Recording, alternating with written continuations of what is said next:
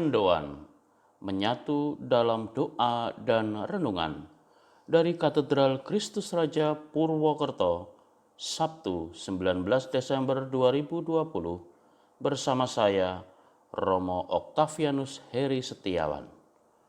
Saudara-saudari yang terkasih, salam sehat dan berkah dalam.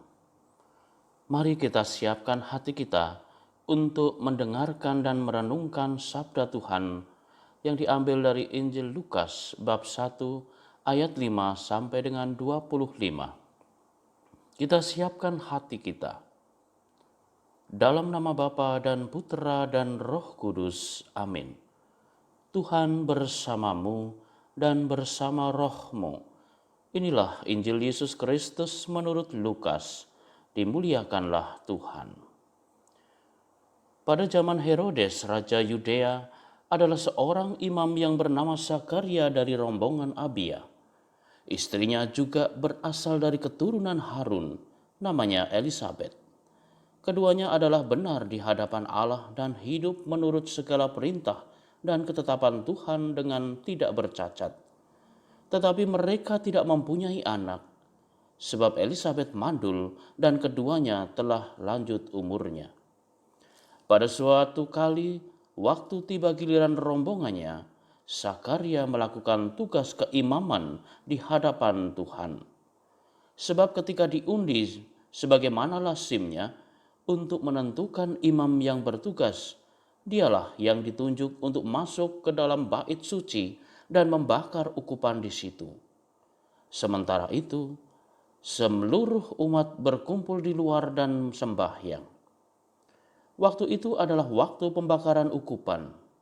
Maka tampaklah kepada Zakaria seorang malaikat Tuhan berdiri di sebelah kanan mezbah pembakaran ukupan. Melihat hal itu ia terkejut dan menjadi takut. Tetapi malaikat itu berkata kepadanya, "Jangan takut, hai Zakaria, sebab doamu telah dikabulkan, dan istrimu Elisabet akan melahirkan seorang anak laki-laki bagimu, dan haruslah engkau menamai dia Yohanes. Engkau akan bersukacita dan bergembira, bahkan banyak orang akan bersukacita atas kelahirannya. Sebab ia akan besar di hadapan Tuhan, dan ia tidak akan minum anggur dan minuman keras, dan ia akan penuh dengan Roh Kudus, mulai dari rahim ibunya. Ia akan membuat banyak orang Israel berbalik kepada Tuhan Allah mereka, dan ia akan berjalan mendahului Tuhan dalam roh dan kuasa Elia untuk membuat hati bapa-bapa berbalik kepada anak-anaknya dan hati orang-orang durhaka kepada pemikiran atau pikiran orang-orang benar, dan dengan demikian menyiapkan bagi Tuhan suatu umat yang layak baginya." Lalu Zakaria berkata kepada malaikat itu, "Bagaimanakah aku tahu bahwa hal ini akan terjadi, sebab aku sudah tua dan istriku sudah lanjut umurnya?" Jawab malaikat itu kepadanya, "Akulah Gabriel yang melayani Tuhan, dan aku telah diutus untuk berbicara dengan engkau dan untuk menyampaikan kabar baik ini kepadamu. Sesungguhnya engkau akan menjadi bisu dan tidak dapat berkata-kata sampai kepada hari di mana semuanya ini terjadi, karena engkau tidak percaya akan perkataanku yang akan nyata kebenarannya pada waktunya." Sementara itu orang banyak menanti-nantikan Zakaria. Mereka menjadi heran bahwa ia begitu lama berada dalam bait suci. Ketika ia keluar, ia tidak dapat berkata-kata kepada mereka, dan mengertilah mereka bahwa ia telah melihat suatu penglihatan di dalam bait suci.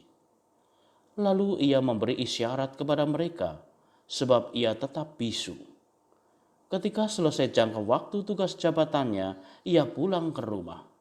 Beberapa lama kemudian, Elisabet istrinya mengandung, dan selama 5 bulan ia tidak menampakkan diri.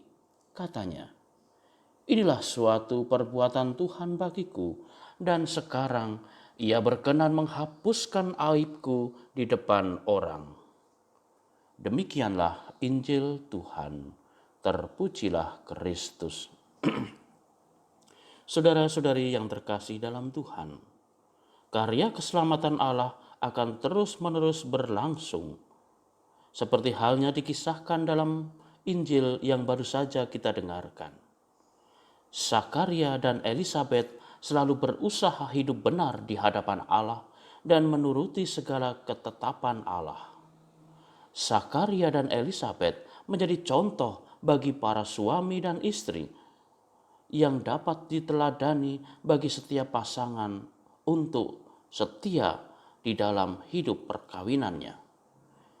Zakaria sangat tekun berdoa dan berharap bahwa Tuhan akan membuka jalan baginya sehingga istrinya yang mandul itu bisa hamil.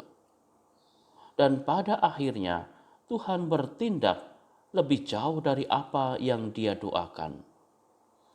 Saudara-saudariku yang terkasih, bagi kita orang beriman, doa menjadi sarana untuk mendekatkan diri kepada Tuhan, dan juga melalui doa yang kita lakukan, kita sungguh bisa menyampaikan keluh kesah dan harapan-harapan kita. Kita sungguh bisa menjalin relasi dan komunikasi dengan Allah secara lebih mendalam. Tuhan selalu mendengarkan doa-doa kita dan menjawabnya sesuai dengan ukuran dan kehendak Tuhan, bukan ukuran dan kehendak kita manusia. Marilah berdoa. Ya Allah, mampukanlah kami supaya selalu terbuka pada rencana-rencana-Mu. Semoga hidup kami selalu dituntun oleh Roh-Mu sendiri, sehingga kami semakin memahami dan mengetahui apa yang Kau kehendaki bagi hidup kami. Amin. Tuhan bersamamu dan bersama Roh-Mu. Kita sekalian, orang-orang yang kita doakan dan kita cintai, seluruh rencana dan usaha baik kita, serta aktivitas kita senantiasa diberkati oleh Allah yang Maha Kuasa, Bapa dan Putra dan Roh Kudus. Amin. Selamat beraktivitas, Tuhan memberkati. Salam mendoan.